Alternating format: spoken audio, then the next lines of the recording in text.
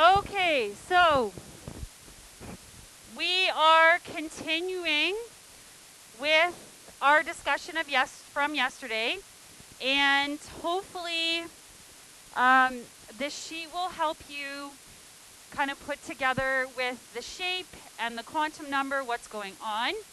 And then when we do electron configuration and energy level diagram, you'll see how this is used to represent atoms, okay? So this is crystallography. So the diagram that's on with the colors and the one that we were looking at before looks like a triangle. So that is just, like a cartoon, basically, version of this. So you can see so if this is really what it looks like a snapshot, they're able to take a picture of it. You can see how hard it is. Like, you can see the edge, that is not, it's not rigid, right? Like Bohr thought. So very, very fuzzy, which is why we're going to talk more about orbitals, that it's a 3D region of the probability of finding where an electron could be.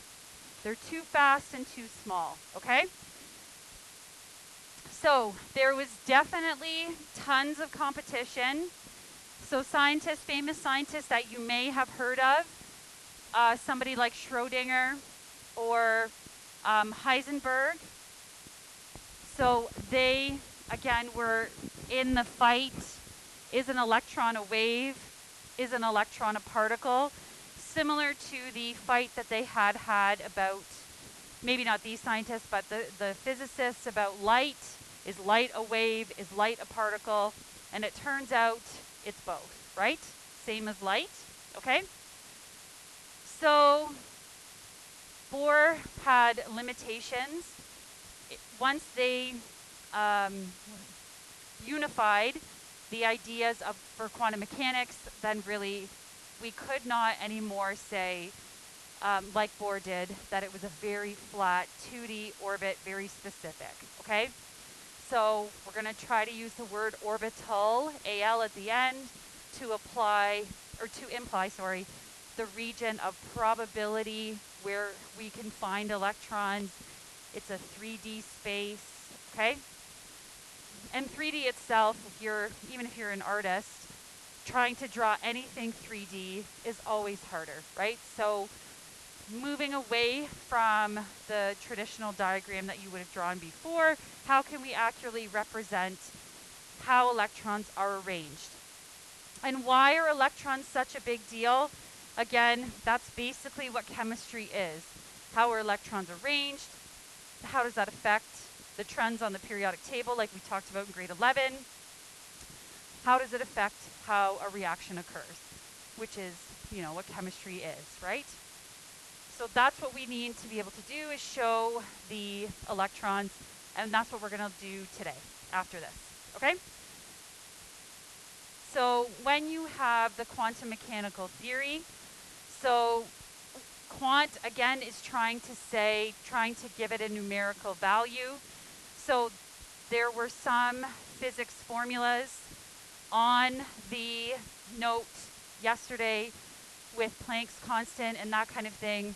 That's really beyond what we need to do, but moving forward, should you choose to take classes that explore quantum mechanics, there is definitely more math you can do than we are going to do here.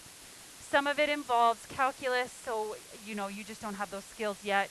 You don't know how to do integration by parts. So chemistry, physics, and math all kind of go together. So if those are things that interest you, then maybe those are programs you could explore if you want, okay? So we're still considering the idea that there is a quantifiable certain amount of energy that an electron has, but it's just impossible to say simultaneously, so at the same time, where is an electron, where is it going, how fast is it going? They're just too small and too fast, okay? So Bohr's idea that it's just this flat circle is really, electrons are way too much more complicated than he thought, okay? So 3D regions around a nucleus where electrons with particular energy are most likely to be found, okay? So a little bit more, a little bit less perfect. Oh, and here, this is the wave function. So again, this is a calculus sort of notation that is beyond what we can do here, okay? Similar with this, I'm not going to ask you, hey, can you please draw this? Yeah, right, okay? So we're going to do something else. So, and then underneath that is just the review of, again, what we did yesterday. So the principal quantum number, the symbol n, like you have been using before.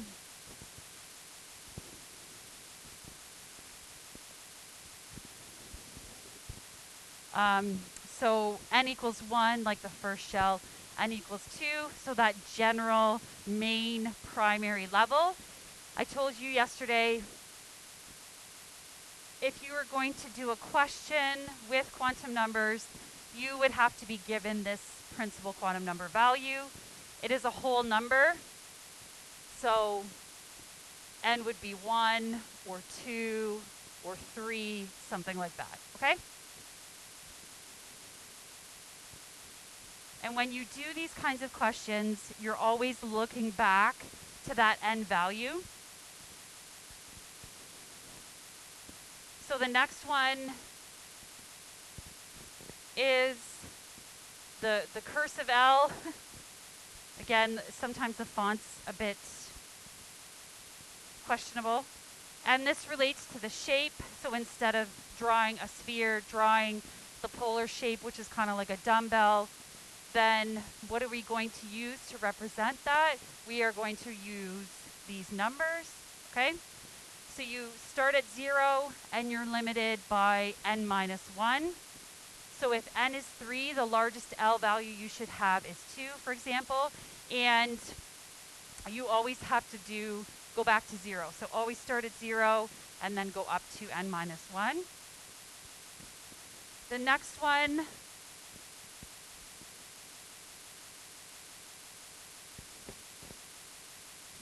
comes from what you have decided was the L value. I won't take marks off if you start with the positive side, but the math convention is you think of negatives on the left, so that's what we follow. But if you start with positive, if you write down +2, +1, 0, -1, -2, I won't take marks off because it doesn't really matter. What we're trying to do is describe how many of these subshells there are. So Bohr would have said, nope, flat circles. And then they could see the spectroscope. Using their fancy spectroscopes, see the spectra. No longer was it one line. It could be 3 or 5 or 7, okay?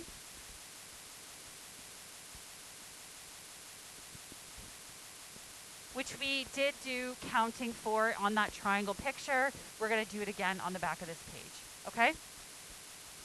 And then spin number.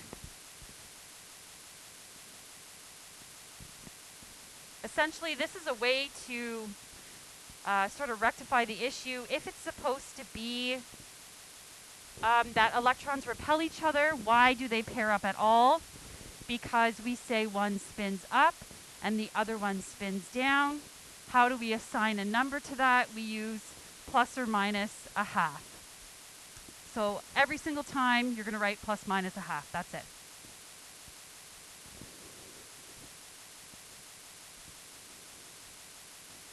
So on the other side, because I tried to make it as roomy as possible, I left that out. Okay, so up here, since MS is always plus or minus a half, I didn't make a column for it because I didn't want it to take up space. Okay?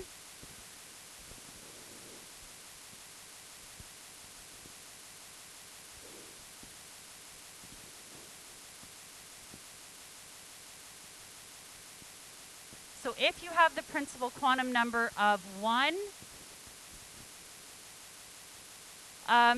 so this column actually kind of maybe should go after this, but that's okay. How do I know there's only 1? We'll talk about that in a second. So if you do, I give you this, then you go, okay, start at 0 for L, up to n minus 1. 1 minus 1 is 0. That's all I can do. There's no negative and positive 0, so the only thing in our range is 0, okay? So that makes a sphere. If you think about sphere as a shape, then it just would sort of sit all around the axis. Is there more than one type of sphere? Can you change where it goes on the axes? No, okay? So S, we're not going to call them by their names, usually just SPDF, but I think it was Kira who asked me yesterday, so if you want to know what it stands for, that's what it stands for. Okay, so there is only one number here. That relates to how many shapes there are. There is only one type of sphere, so it all works out together. Okay?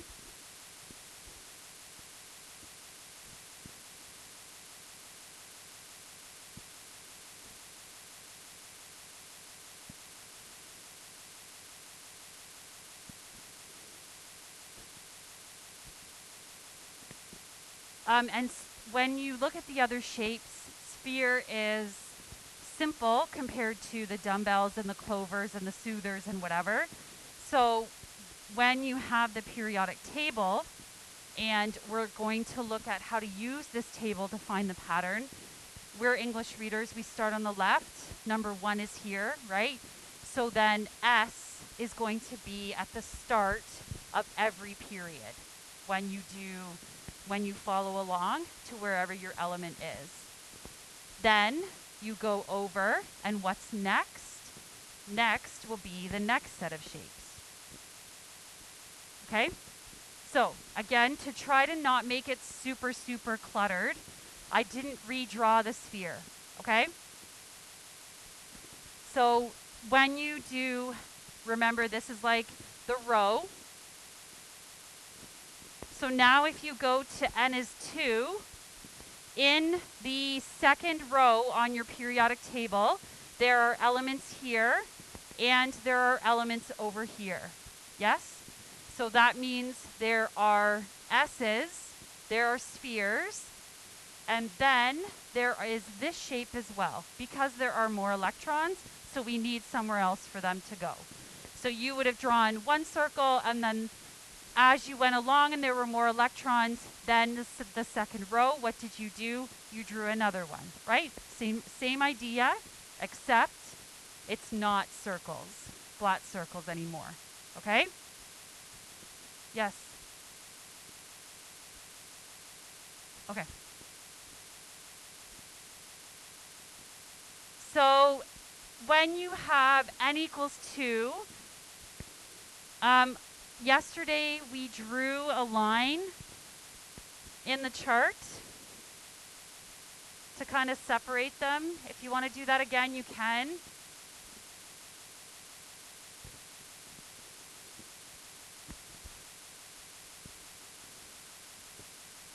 So if you have n equals 2, then you're going to have 2 rows in your chart.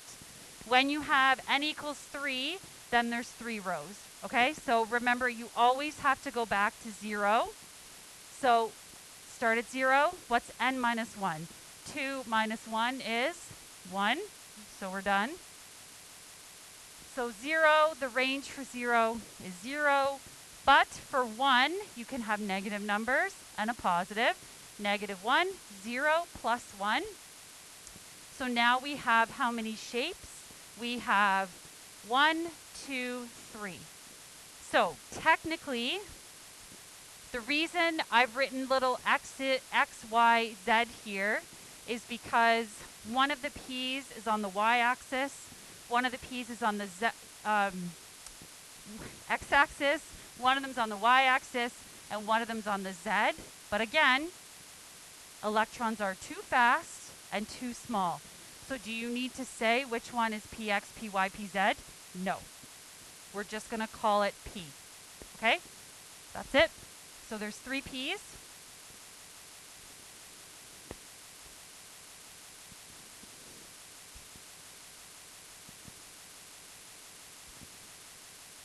How do I know there's 3? 1, 2, 3. Okay? Yeah. Oh, yes. P stands for polar, if you want to know that. Thank you.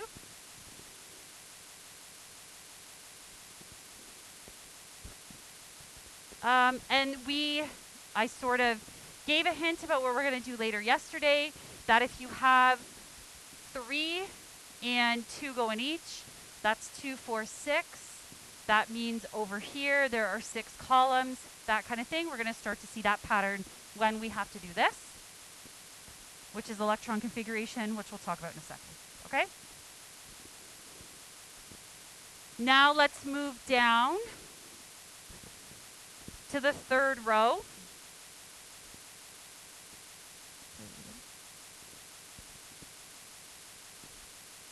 Okay, so 3, n equals 3. So 0, 1, 2. So now we have D's. And this is where Bohr started to fall apart. Because if you look at your periodic table, row 1, row 2, and you're like row 3 only has this here and this here. So in a simple way, so that's 1, 2, 3, 4, 5, 6, 7, 8, yes? And normally we, in grade 9 and 10 and even 11, we told you put 2 in the first, 8 in the second, and then we said 8 in the third, right? And yesterday we did the 2n squared and it should be 18. So this is where Bohr fell apart. He said that the electrons were filled in order of distance to nucleus, so the closest first, and he said that meant they were lowest in energy as well. And it can't be both at the same time. So what's going to happen is, we did count these yesterday. We'll take a look at that again. But how many shapes are here? 1, 2, 3, 4, 5. So then if you have 2 electrons, what's 5 times 2? 10. So 1, 2, 3, 4, 5, 6, 7, 8, 9, 10. So when you start to fill this in, even though it's the 4th row in the periodic table, once we get to scandium after calcium, we're going to call that 3 in a way to rectify Bohr. So we told you 2, 8, 8, oh, and then just make another shell for these 2, right? And we didn't really talk about why. And like I said yesterday, hopefully you weren't asked very often to do past element 20. And if you ever wondered why we always stopped at 20, yes, it's because then you get to the transition metals, but we always just say, oh, skip the transition metals, right? No longer are we going to. How do we deal with them? Okay? How we deal with them is electron configuration. Okay? So let's just continue. Let's just make our same generalizations. Okay, so there's 5 Ds. And all I've done is count 1, 2, 3, 4, 5. Who cares? Soother, Clover on the X, Clover on the Y. We don't know. Too fast, too small. Who cares? If you want to know what D stands for, it's diffuse.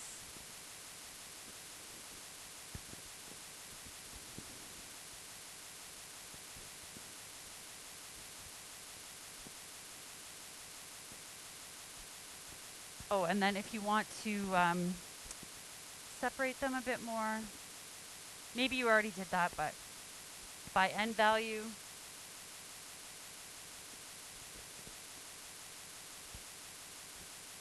And then the last one we're going to do is 4. And why do we stop there? Because, of course, there are a limit to how many elements there are. The fancier you get, again, like beyond first year, beyond second year, you might start to talk about G, but that's way, way beyond what we need, okay? So we're just going to go with how many are on the regular periodic table, okay? So when you get to 4, then you have, go back to 0, 1, 2, 3, -3, -2, -1, 0, +1, +2, +3. That's 7. 1, 2, 3, 4, 5, 6, 7. What's 7 times 2? 14. 1, 2, 3, 4, 5, 6, 7, 8, 9, 10, 11, 12, 13, 14. And we're good, okay? As is, we're good. F stands for, oh, there's 7 Fs. And fundamental is what F stands for.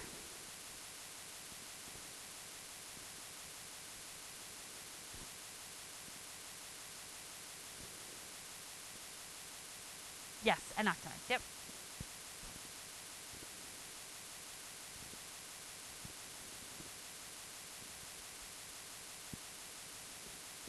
And really, even these ones, so if you look at your periodic table, after 93, they're all in brackets, the atomic mass, and that's because they've been synthesized in the lab.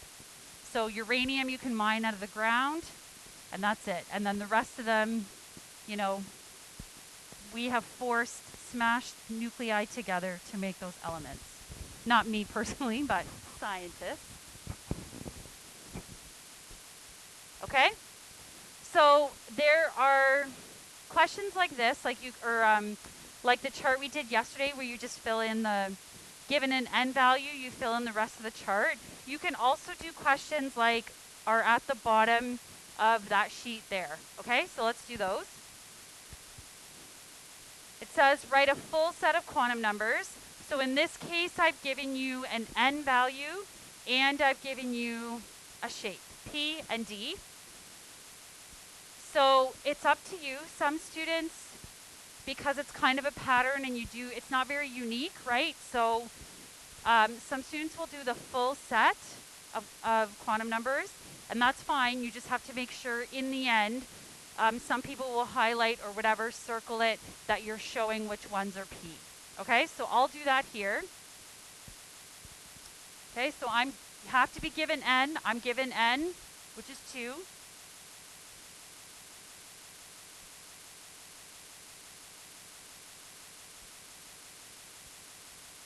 Okay, how do I do L? I go back to 0, and then I do n minus 1. 2 minus 1 is 1.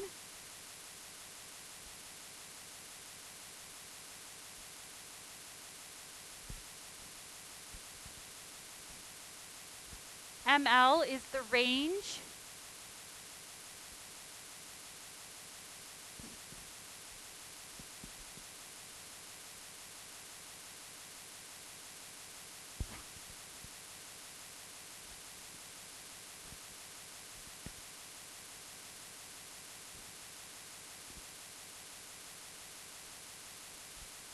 And the last one, what am I going to write?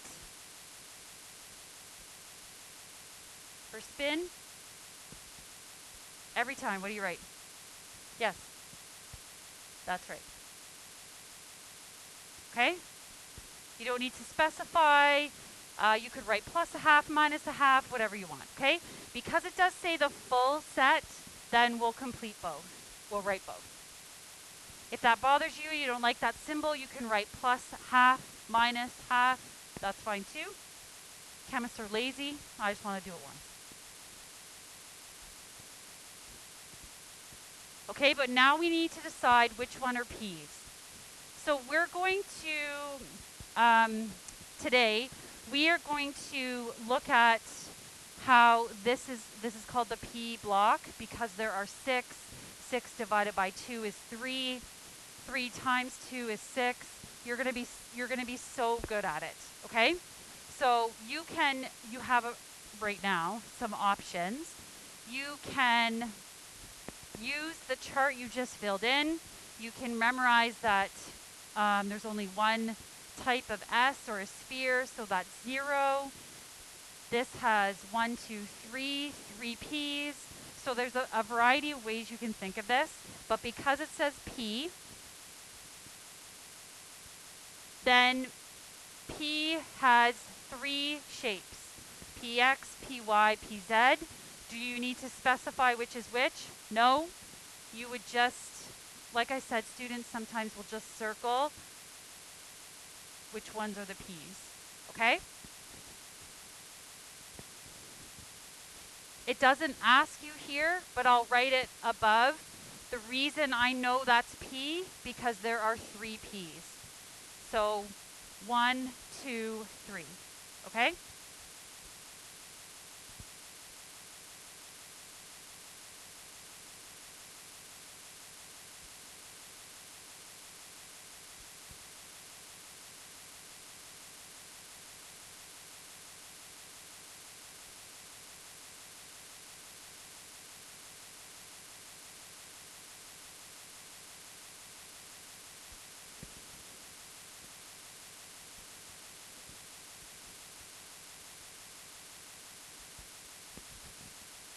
For simplicity and to follow conventions we already use, often people will say -1 is PX because it goes in order, alphabetical order, right? And when we write number lines, you start with the -1. But again, electrons are too fast and too small. So it's not necessary to say, is it PY, is it PX, is it PZ? That doesn't matter, okay? Or not that it doesn't matter, it's just too difficult to do.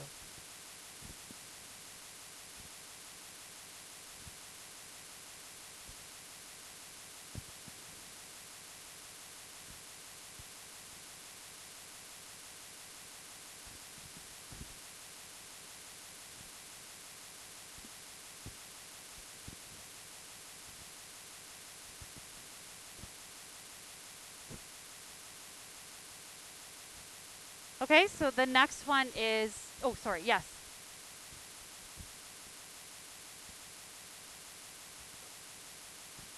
You know what? I would accept that. Thank you. But because it says full set, that's why I did them all, you know? But you're right. If you just circled these, I wouldn't mark you wrong. You did way more work really than you needed to. Because if you do like a couple of the questions, you'll be like, oh my goodness, this is the same thing every single time. So some of you will be like, I'm not writing these zeros. I don't need that. You could even just write this, okay? So this is just one of the options that you can do. Yeah. Yes. And some people like it to be the same every time, you know? My brain thinks of it 0 first, then 1, you know? That's totally fine. Yeah, for sure, for sure. But you just need to somehow, you could write a sentence. There's just not a lot of space here.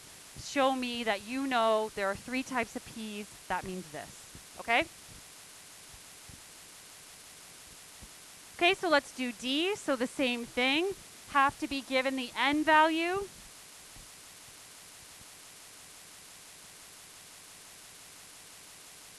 I apologize, it's not a super big space there.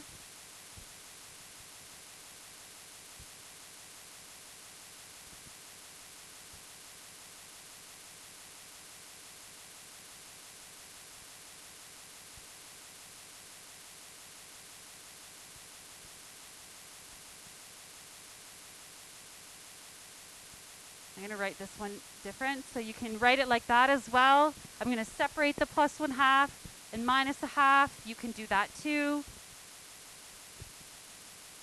Just be careful because if you do it this way, should you put plus plus or minus minus? No. Okay, one has to be plus, one has to be minus.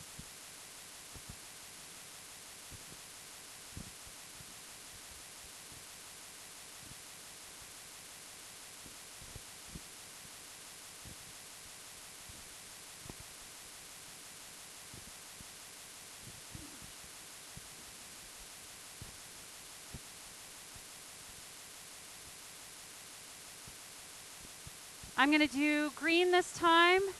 How do I know which one is D? How many D's are there? There's 5. 1, 2, 3, 4, 5. That's the D.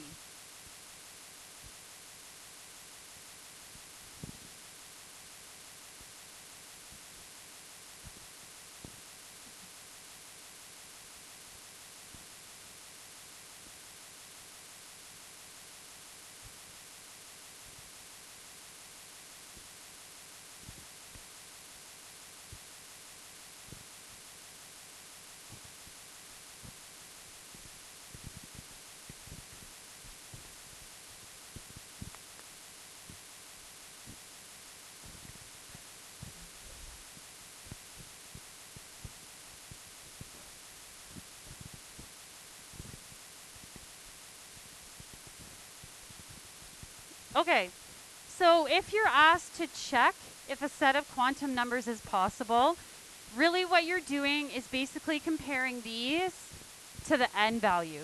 Okay, so you can still think of it like you're given the n value.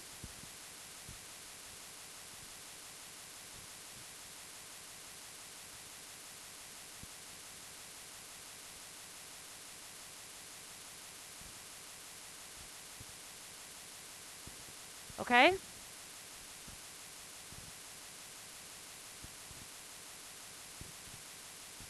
So L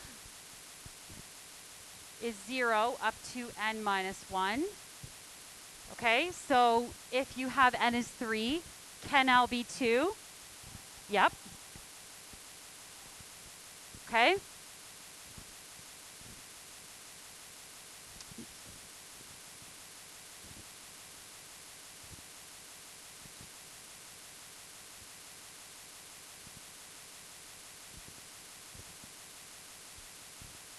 So what this is saying is like there for say for ML or even L, yes, there can be more than what you're given.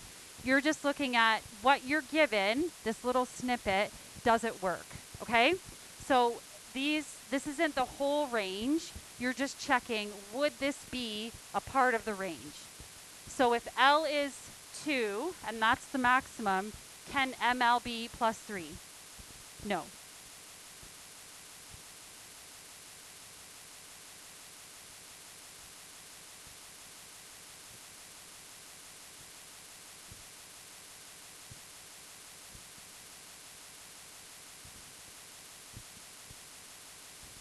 Sometimes this kind of question messes people up because they're like, oh, this just says negative a half. Doesn't it have to say positive or half too? No, this is just picking out one of them, okay? So usually MS will be okay.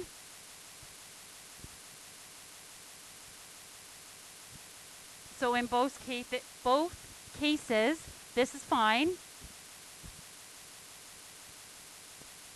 We're going to look at the other ones.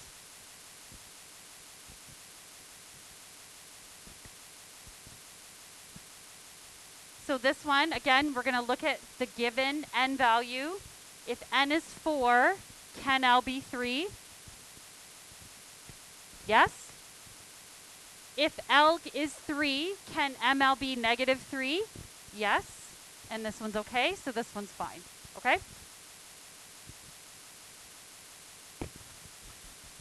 Just as an aside, those of you that haven't been in my class before, if it says explain your answer, like this is totally good enough. You know, we're never going to write paragraphs, essays, nothing like that. Okay? Chemists are lazy, right?